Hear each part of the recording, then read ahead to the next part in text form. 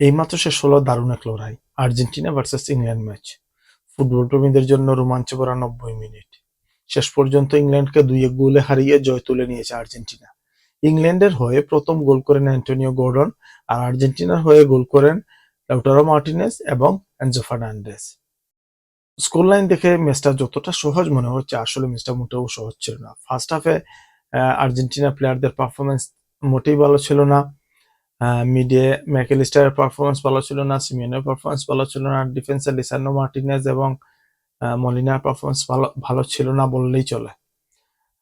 একমাত্র player Paredes, যিনি মিডফিল্ডে একাই লড়ে গেছেন, বল জিতেছেন, খেলা গোছানোর চেষ্টা করেছেন, মিডফিল্ড কিংবা ডিফেন্স থেকে কোনো একটা ক্রস কিংবা পাস, কোনো একটা চান্স ক্রিয়েট করতে পারে নাই, কোনো একটা ক্রস দেয় নাই মেসির কাছে, কিংবা বল দিতে পারে নাই যে গোল করার জন্য। অন্যদিকে ইংল্যান্ড শুরু থেকেই অনেক আত্মবিশ্বাসী ছিল। আক্রমণ সৃষ্টি করতে থেকে একদম ফার্স্ট মিনিট থেকেই এইভাবে অ্যান্টনি গর্ডন গোল করেন এবং ইংল্যান্ডকে এগিয়ে নিয়ে যান। আর তখন মনে হচ্ছিল এইরকম যদি আক্রমণ করতে থাকে হয়তো আরো 2-1 গোল করতে পারে ইংল্যান্ড। তবে একটি বিষয় আর্জেন্টিনার ক্ষেত্রে প্রায় দেখা যায়, গোল খাওয়ার পর যেন দলটি অন্য রূপে ফিরে আসে, যেন তখনই তাদের আসল ফুটবলটা শুরু হয়। আজও ঠিক সেটিই হয়েছে।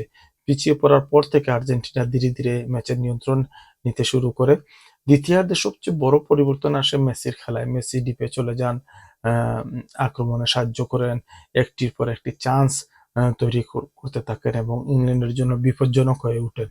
অবশেষে মেসির পাস থেকে, মেসির অ্যাসিস্ট থেকেই গোল করেন এনজো ফার্নান্ডেজ এবং লাউটারো মার্টিনেজ। তবে শুধু গোলদাতার কথা বললেই হবে না, ইংল্যান্ডের কিপার জর্ডান পিকফোর্ড খুব ভালো সেভ করেছেন।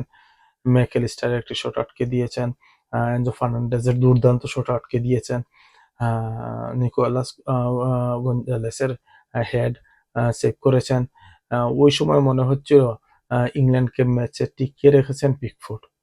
কিন্তু ফুটবলে একটি ভুল সিদ্ধান্ত পুরো ম্যাচের মোড় ঘুরিয়ে দিতে পারে। ইংল্যান্ড লিড নেওয়ার পর দ্বিতীয়ার্ধে অনেকটাই রক্ষণাত্মক হয়ে যায়। এক গোলের পর লিড নিয়ে এত দ্রুত ডিফেন্সিভ হয়ে যাওয়া অনেক সময় ঝুঁকিপূর্ণ হয়ে দাঁড়ায়। কারণ ফুটবলে এক গোলের ব্যবধানে কখনোই নিরাপদ নয়। প্রতিপক্ষ যদি একবার ম্যাচে ফিরে পায়, তাহলে ম্যাচের চিত্র বদলে যেতে পারে যেকোনো সময়। আজ সেটি হয়েছে। আর্জেন্টিনা ধৈর্য ধরে আক্রমণ চালিয়ে গেছে।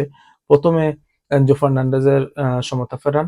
এরপর ম্যাচের একবারে শেষের দিকে লাউটারো মার্টিনেজের কাঙ্ক্ষিত জয়সূচক গোলটি করেন। পুরো স্টেডিয়াম তখন উৎসবে মেতে ওঠে।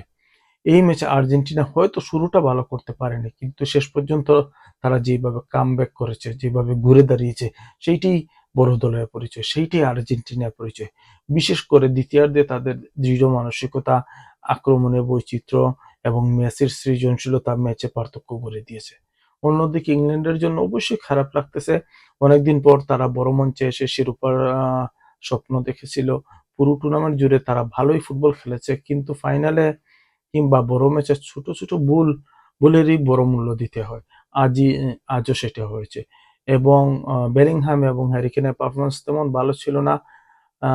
আবার একটি কথা বলা যায়, ইংল্যান্ডের টিম আর্জেন্টিনার টিমের চাইতে ভালো।